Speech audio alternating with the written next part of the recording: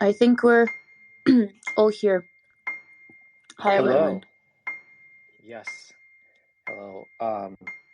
Not everyone knows, but this time around it's different because we're like physically in the same city with Val, and we just we basically had this weird first time ever experience of catching up, and drinking coffee, discussing the show, what we should ask, how it should go. And despite that it happened the first time ever, it felt supernatural, as if we do it like 75 times a month.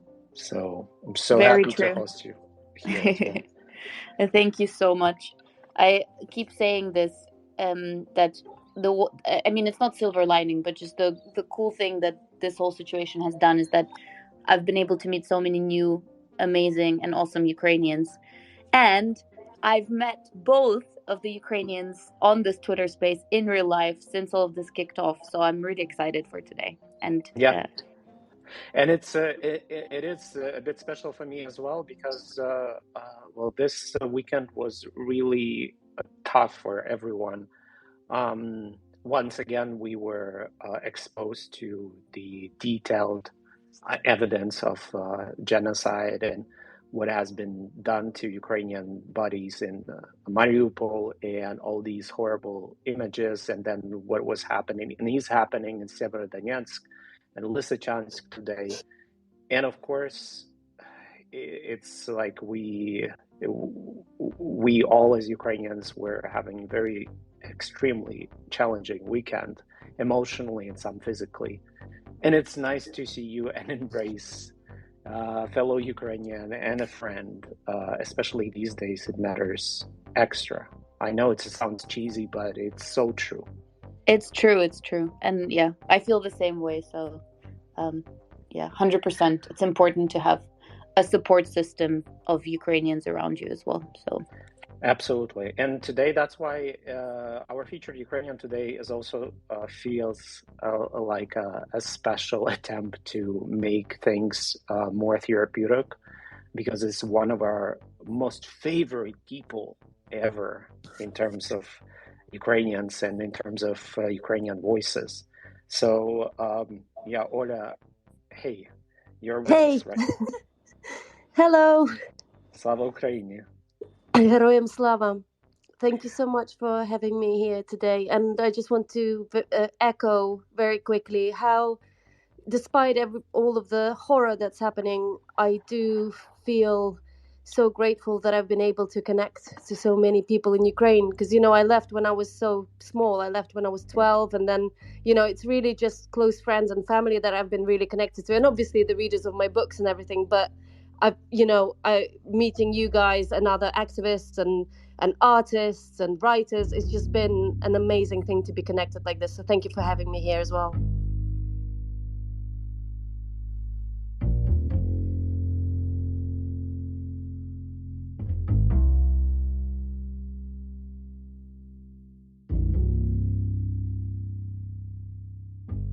Olia, so please introduce yourself to everyone else, to fellow Ukrainians and our allies and friends who are listening, who you are, what you're doing, and most importantly, how your life has been since the start of genocide.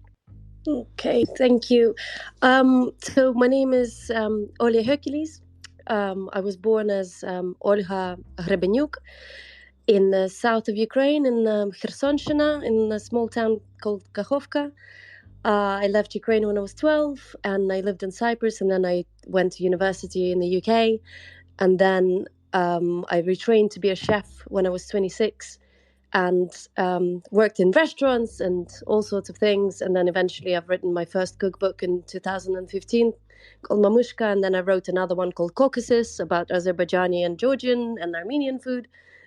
And then I wrote a regional Ukrainian cookbook called Summer Kitchens, and my fourth cookbook called Home Food is coming out in July.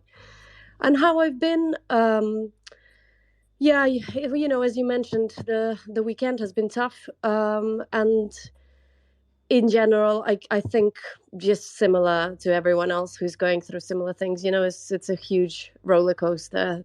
Some days I feel quite powerful and energetic, and some days I feel, completely kind of destroyed. So it oscillates quite a lot. Although, of Yeah. course, your brain gets used to anything. So I'm trying my best to keep myself together. With kids and everything, you really have to learn Of how to do course. that. Well, I wanted to ask you actually because this was one of the first things that we sort of bonded over and discussed as well, which is that I just remember from the very beginning having this feeling that I felt so sad that I was not able to travel Ukraine and see Ukraine as much as I wish I did. And you had obviously with your book Summer Kitchens, you were able to travel and talk to a lot of people across the country and a lot of Ukrainians and through recipes and cuisine and food and things that discover Ukraine in more depth than I guess ever before. And I know we usually ask this question at the very end, but what do you think, based on all of this, what do you think being Ukrainian means for yourself, but also more broadly for Mm-hmm. a person?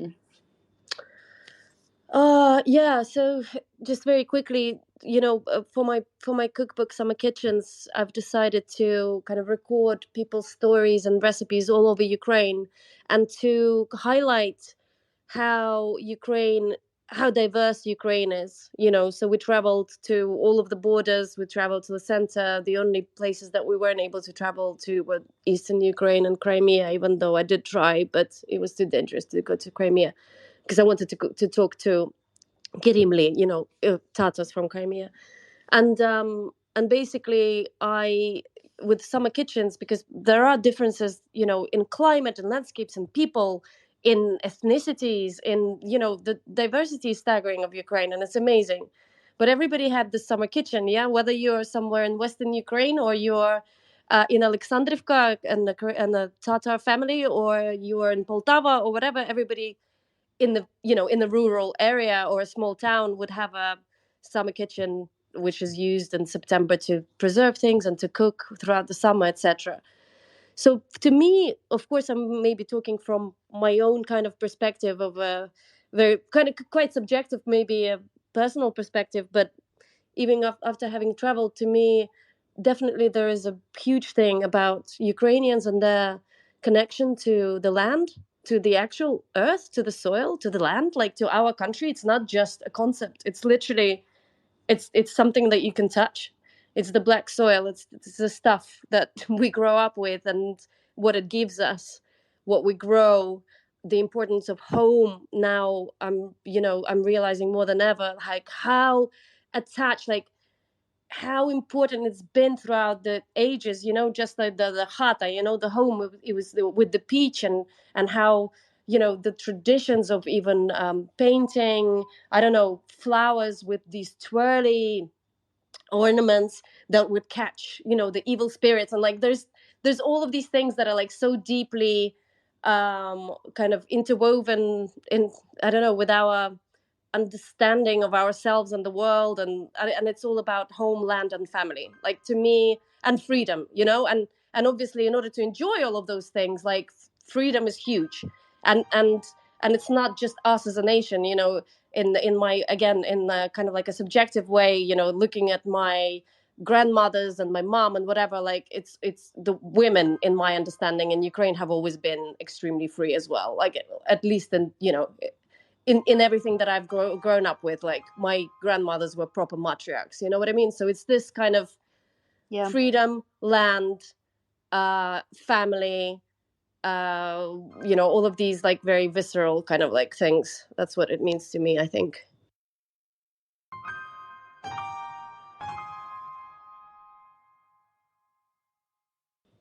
I was really moved by one of your posts on the Instagram that you shared.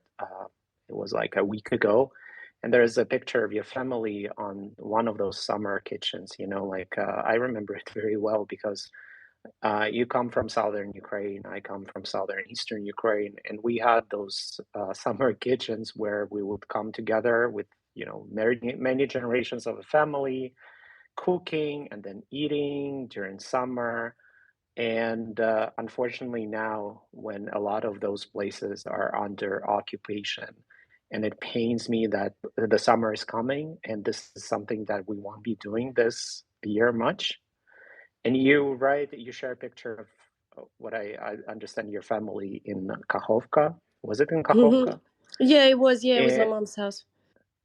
and it's just so moving. But can I also ask you, like, how do you feel about the same kind of a struggle that this year it won't be the same, and this year we won't be doing this quite crucial thing, bonding with our families at our summer kitchens, eating, cooking, which feels like completely devastating, at least for me this year.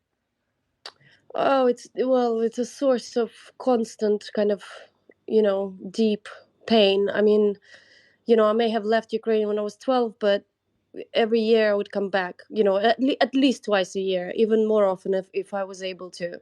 And obviously, when I had children as well, it was just, the summers, or at least, the whole of August would be spent with my parents. And, and we have this, that's what I've written about. We have this thing that I've kind of initiated 8 years ago when I turned 30. I was just like, okay, so I'm abroad. I have also family that immigrated to Berlin, and there's also a whole lot of family all over Ukraine, because my mom is the youngest of 6 children. So the family kind of mushroomed into this huge, family. And I just thought we really need to get together all together at least once a year. And we decided to make it in August, this, we call it the summit.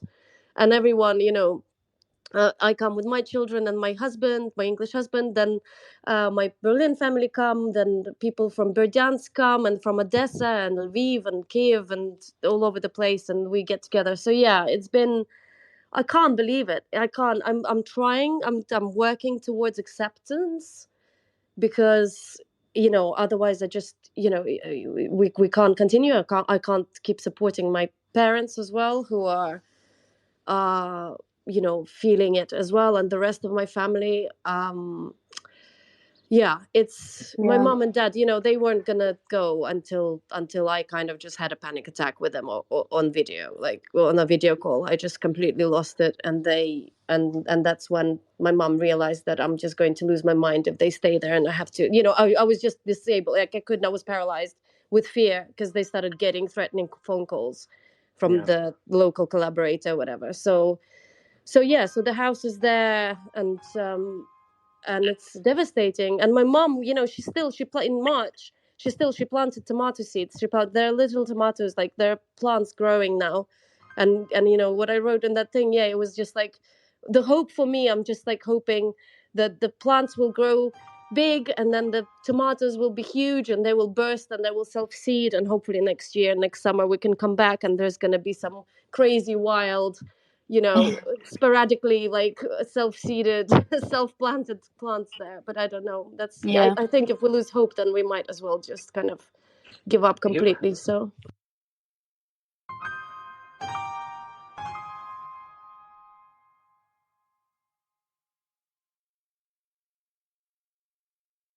really wanted to go back to our to summer kitchen, to cooking, because I wanted to ask you one of the probably things that a lot of foreigners do not even realize. But when I was growing up, I had, had no idea that so much of our kitchen or our cuisine, that the dishes that we feel and know are integrally Ukrainian, with a lot of time be got appropriated and stolen by colonists, specifically Russians. And a lot of famous Ukrainian dishes with hundreds and hundreds of years of Ukrainian history are well known as Russian ones abroad. So I mm. understand that is probably something that you also get asked, or maybe face sometimes, often. But is there apart from borscht thing, But is there something else you would like people to know that is you feel like being unfairly appropriated, and people should know that it's um, very 100% Ukrainian? Oh, well, this is a really tricky situation. Not with Borscht, with Borscht 100%. And it pisses me off so much when, I don't know, there was like a Guardian column, like how to make a perfect Borscht or whatever. And it just says, like, it's a Russian soup. And that was just, my heart was just like, no, but I didn't say anything. It was just like, okay, you know what? That was like before the war. I was just like, bloody boring, but okay, fine, you know. But at the same time, it's really, really difficult to. Uh, I can't really think of anything else that anyone else kind of like contest as much as borscht in terms of like colonization. I don't know. I mean, there are so many dishes but nobody, for some reason, nobody says like vareniki are Russian. Like I haven't heard it anyway. Maybe somebody does, but I haven't heard anything like that. But food is.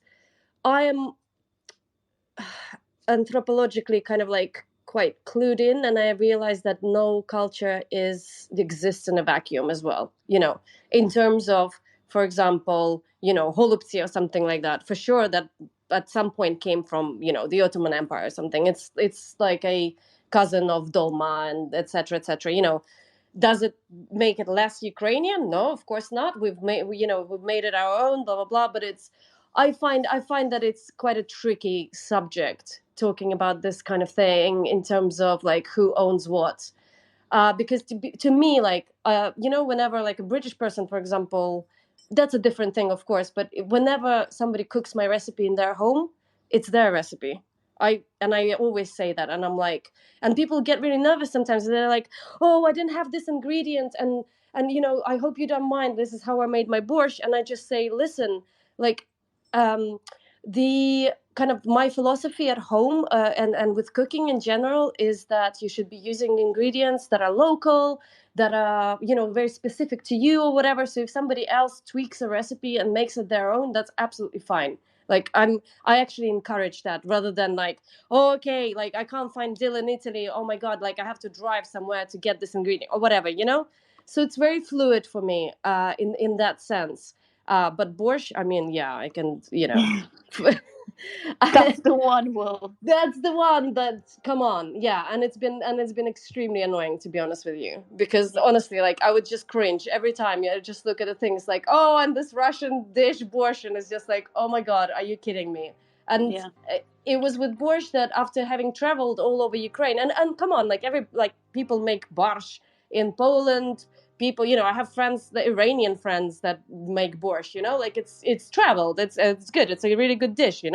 It's natural.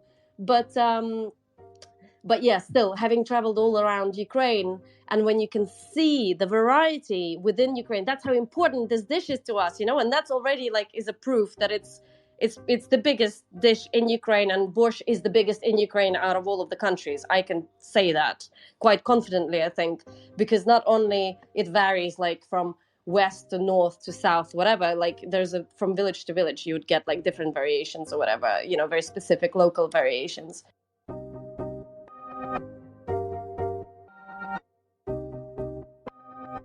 So yeah, but food in general, there is obviously, like we can't say like, oh, colonialism hasn't claimed this or that. I mean, like in Soviet Union, it was just horrendous, wasn't it? Like the whole like process of standardization, it's horrific. It was just like, oh, this is a standard recipe for borscht, this is a standard recipe for plov, ciao, see you later, everything else, like forget about it, people, this is what we're going to be cooking in our canteens. So thank God for our grandmothers and just home cooks that have preserved little idiosyncrasies like within families and within different regions.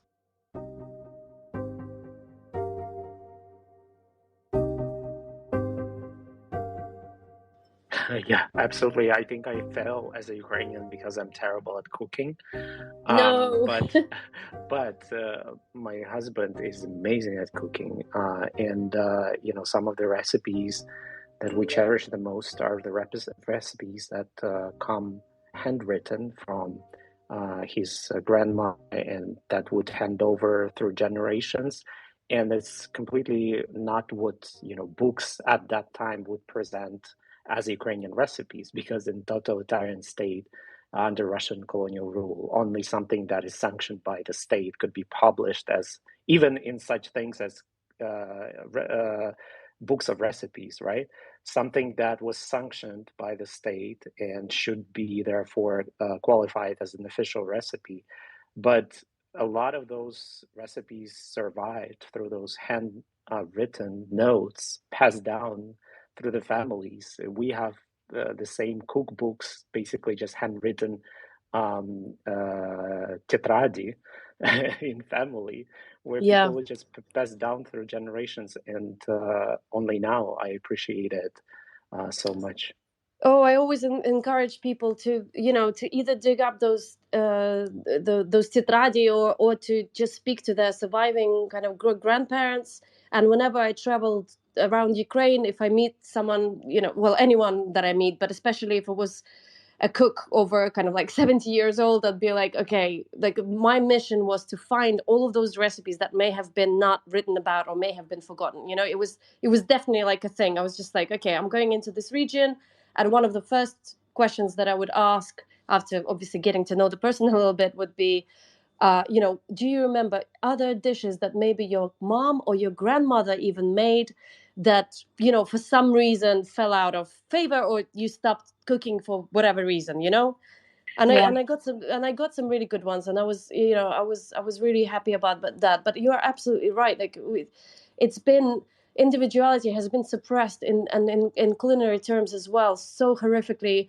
You look at cookbooks from the early 20th century, Ukrainian cookbooks. Well, it's, the ones that survive from kind of like Galicia, obviously, like Western Ukraine, and there are ingredients like artichokes and I don't know, asparagus and stuff. Like there's so much variety there that has been completely lost.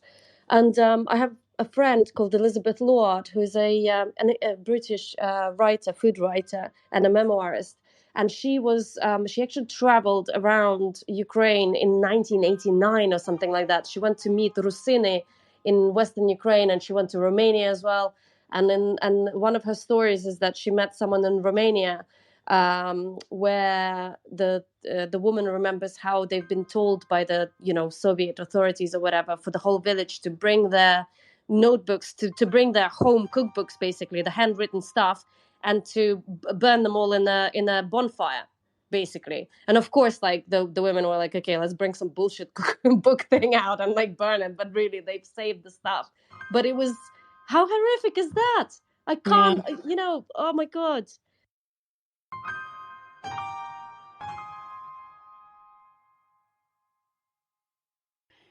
What have been some of the most frustrating things that you've seen about Ukraine from Western media, Western pundits, and things like that? What are some things you'd like to like call out, or not call out, but like maybe ask people to reconsider, or things that have just been frustrating you from around you, basically? I think, like, well, obviously just recently the whole call for appeasement or whatever is a really sore, so, it's a sore kind of a very extremely painful thing for me to see, to this kind of like to give up territory, like, oh, give up territory, and everything is going to be okay. And it's scary, and it's what, territory. Like, it reminds me of, the scramble for Africa, when white men just sat at the table, got a ruler out, got a pencil out, like crossed some things over, and like rearranged the whole freaking continent with horrific results, and so many wars and etc. And how can people treat a country which is not just a thing on a map? It's people. It's So what? Shall we give away like Kherson, my region? Like, Kherson region is huge. It's massive. Are you kidding me? But even if it was small, it's people living there. It's people's livelihoods. It's people's homes, and their land and their gardens and their animals and their friends and their old, their grandmothers that can't leave, even if It's horrific. My friend, who has just who was forced to leave Kakhovka the day after my parents did, because she was so scared. She's in Lviv now. Her dad died last week, and she couldn't be with him, because her parents remained. And it's like, how can anybody say for us to just give up and to say that? I don't know if that's the question you were asking. Sorry, Yeah, but it's no. a really sore subject at the moment.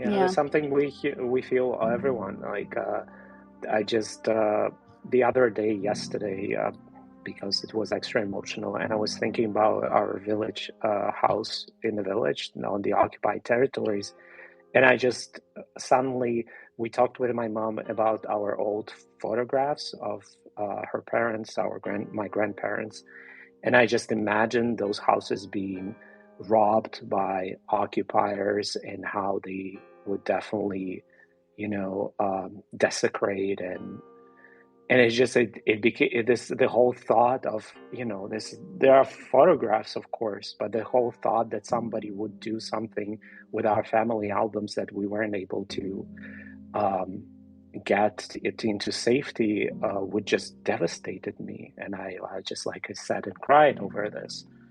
My mom and dad, when they left, they packed the essentials. Like, they didn't really have that much luggage with them. I was like, what? Like, this is... But one of the suitcases was literally family photographs and mom's embroideries. And she, when she was describing to me how she was leaving on the last day, and she was taking all the photographs off the wall, it's...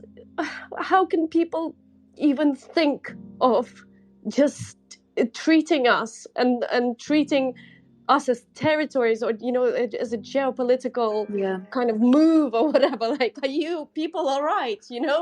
My mom, on the last day of being there, she was just like scrubbing the house clean because she's so proud of her house. She's like, it's just like, it needs to be spick and span, even though I might never come back to it. It's just, I think come back.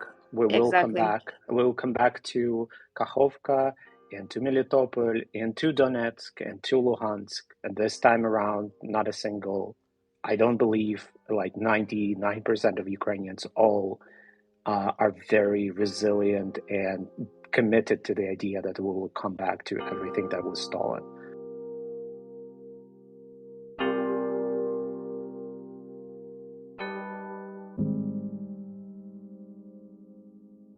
I just maybe trying, because this is also a very Ukrainian thing to do, kind of laugh about what we cry about. Yeah. But I remember today's super cute meme on Twitter about handing over, giving up some Ukrainian land. And this is basically like a picture of some on the West asking Ukraine to give up some of the land to Putin. And instead, Ukrainians bring a bit of soil and land on the Putin's grave. Like, here you go. This is the only land we can spare for Russia. No, absolutely. But Maksym, when I was little and I was growing up, I talk about this a lot, but we had this table underneath the walnut tree where the whole big family would like get together in the summer. And I've always thought, because I've heard all of these stories, like the horror that my grandparents had to go through, and my mom's older siblings and stuff that were born during the war. And I always thought, like, how can they be so kind and so calm and serene and like really good people? Like, how is it that after having been wronged so much and being treated like this, how could they not lose their humanity, you know? And then I just thought, well, it's the answer is right here. Maybe in a way, you know, part of it is that, you know, the family was there and we were all sitting together, and it was like basically family therapy in a way. You know, you'd have all of the food, you'd have like some shots of micronutrients, as my auntie used to call it, you know, like the homemade, you know, berry liqueurs, whatever. And they would cry, and they would like literally, some stories like everybody would just start wailing, like everybody was just it was intense. You know, when we were kids we were like, whoa, what's happening, you know? They would wail, and then you know, within kind of like 10 minutes they'd be laughing their heads off, so crying from laughing. And I don't know, I just feel like oh, that kind of, and it's not just us, I'm sure that there are families like that all over Ukraine that have been doing that. And I don't know, I feel like it's helped us keep our humanity.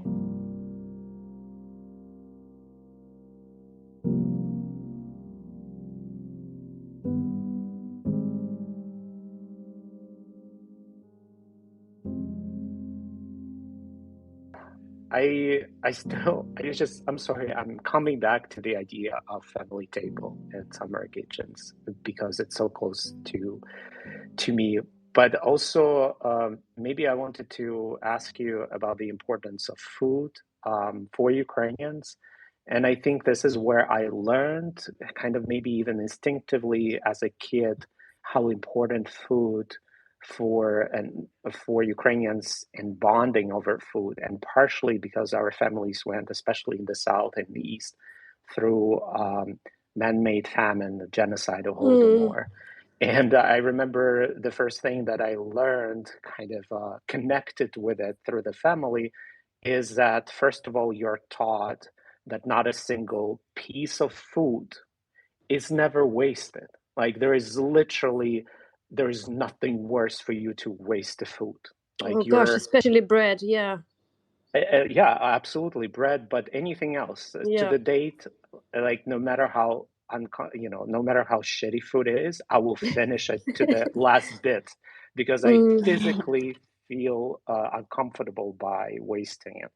But can you talk maybe more about those connections between our survival through generations and how food is basically linked this up and connects us to the story of our survival as people in such a powerful way? Yeah. Yeah. So you know, sometimes I say the only reason I'm alive is basically because they deported my mum's mum when she was 7 to Siberia in a cattle train because she was, you know, they were farmers, and they left. Of course, they left the father behind to perish, but literally because they were sent to Siberia and they survived there, luckily. They missed Holodomor, so my grandma didn't experience it. She experienced other hardships in Siberia, but she escaped this very, you know, intense thing. And my great grandfather he went through it. He was literally dying on the, you know, on the side of the road. And then his doctor, his Jewish doctor, it's always been like pointed out, I don't know why, but they were like, oh yeah, they loved him so much, found him, you know, and took him into the hospital, and he hid him among the typhoid, the people that were ill with typhoid, because the Soviet authorities wouldn't go there, obviously. And he survived. So he survived, and then my grandma came back, but that kind of the sense of hunger it's definitely been a huge thing. And you know, like people talk about Holodomor and it was the worst, but people don't talk about post-war. The post-war years were also extremely hard. And my grandma grew up, and she got married, and they had their first, the oldest of the 6 children. And my mom tells me these stories how she would make these korzyki, which, you know, are just like little flat, very simple flatbreads, and she would give it to my granddad, so he took it to work to eat something. And one day he came back home and he just fainted, and she basically interrogated him, and then she was like, "What? Why are you fainting?" And it's because he's been giving it away to people, you know. Food cooked to you by your family, then sharing it with people, starting from something like survival, helping people to survive. And then once, people recovered a little bit and were able to kind of like, buy meat and whatever, like everybody was just extremely, I don't know if you how it was for your family, but the tables are always heaving. Obviously there's never any waste, but there's also kind of this like overfeeding kind of like vibe going Yeah. on, like always. And it's always been, but there's always this generosity, it's this kind of like desire to feed your family, to you feed your friends, just to kind of like almost as a warding off of of death, of like anything horrible happening. But it's definitely like passed on through the generations. Yeah. And this like desire to overfeed, I can even feel it in myself. I'm like, obviously I'm European and I've lived abroad, and like, I'm trying to be healthy and but sometimes I'm just like, have more. Like I can't The Ukrainian like, comes out. yeah, it just comes out. I still remember my grandfather, who passed away sadly, but eating like macaroni with just white bread, and me and my mom were like, "What's going on? Why are you eating so, like just carbs on carbs on carbs Yeah, and like with nothing else?" And he was just like, "Well, if you survived through what we survived, you just like, yeah, carb load every day for the rest yeah. of your life." So No, and But it's yeah, Olia, I love very powerful thing connected to this that you do on at least on social media when people write at you, and I'm pinning some of the tweets from your profile. People write at you saying like, "Oh, I made this dish out of your recipe," or "I combine," or "I experimented," and you're always so generous. You encourage people to mix it up and maybe to add something of your own. Not saying that you, in any way, you're offended that the recipe was somehow altered. And I feel it's such a Ukrainian thing to do because for us, cooking and is a very sacred thing to do in the first place because of what it means, how it's much deeper than just making a very tasty dish, because it's connected to our history and our survival, our bonding. And that's why for foreigners, when they attempt to do it through making Ukrainian dishes, it feels like almost ultimate tribute of appreciation that you can do, isn't it? no, absolutely. And I don't know, obviously there are all sorts of families around and whatever, but in my experience, we've never had this, like, oh no, it's a secret recipe, like we can't, like my grandma never ever understood that. She would just be like, why would you not want to share something, like I don't need to be the best at making this. Like she always kind of like reveled in teaching someone something special, even if it's like a super amazing family recipe, so I think and that's what I kind of grew up with. So I think when I started writing my books and stuff, it was definitely like a lot of that my grandmother's feeling about that was behind that. And yeah, I love it when people from all over the world cook Ukrainian food. I think it's really the connector. Like it's in my upcoming cookbook called Home Food. It's there are Ukrainian dishes, there are Uzbek dishes because my dad was born there. Like there's all sorts of kind of like influences from my life, basically. But the running thread through it is that there's something extremely universal about food and about the stories that kind of like food and cooking brings with it.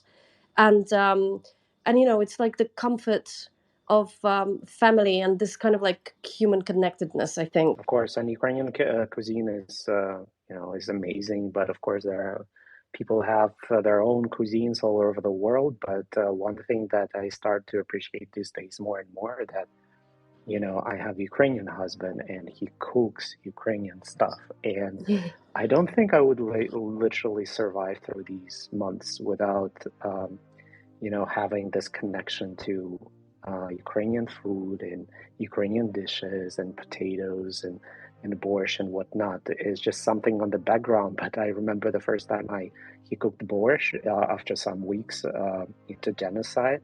And for the first time ever, I literally felt like it's mending me from inside while eating, although it might sound really bizarre, but that's how I felt it while eating it. So that's absolutely. important. No. I honestly, like, the power of borscht. I don't know what it was. Like, for ages when my parents were still in Ukraine and Kakhovka, at first they were like super stoic and like, don't cry, don't do it, don't panic. Like, that's what he wants us to do. We just need to be really calm and like, we'll get through this. And then after a few weeks, I could see like gaps, like they wouldn't reply to my messages. And I knew that some days were so tough that they couldn't even speak to me because, I don't know, my mom would be crying all day or something, but she never let me see it. And then the one day came when we spoke on a video call and she was like, we made borscht today. Actually, we've made borscht for the past 3 days, or like whatever, like every other day we've been making borscht all week. And she said something like, I just feel like it's giving me strength, like it's in our DNA and it's giving us this vital energy. And I knew that they were gonna like kind of, that they were getting a little bit better, or they were like past a certain point of trauma or whatever, like they were entering a different stage. But that's when they made borscht for sure. That's Saint Borscht and Saint Javelin. This is something that keeps us going.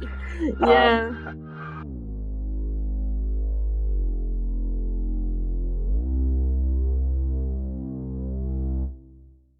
Olu, thank you so much for joining us. It was, it was amazing. Well, it's absolutely lovely. I really hope that we get to meet one day, maybe, under some kind of tree somewhere. That would be really nice. A summer kitchen in yeah. or this in Zaporizhia or Melitopol, or just touring the country, the hell out of it, and visiting all the places that will be free again. Yeah, let's do it. Thank you so much, guys, for having me, and thank you for everyone for listening. Thank you so much.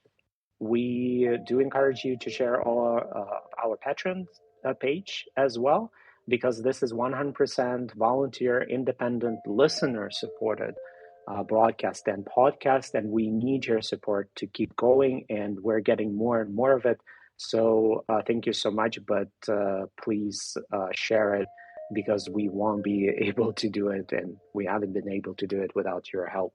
This was a special Ukrainian Spaces for me, because I've met now both of you in real life, and I hope, as you said, we'll meet in real life again in Ukraine together. So thank you for everyone. But actually, what we're doing now, we're going to dinner, 100% all Ukrainians.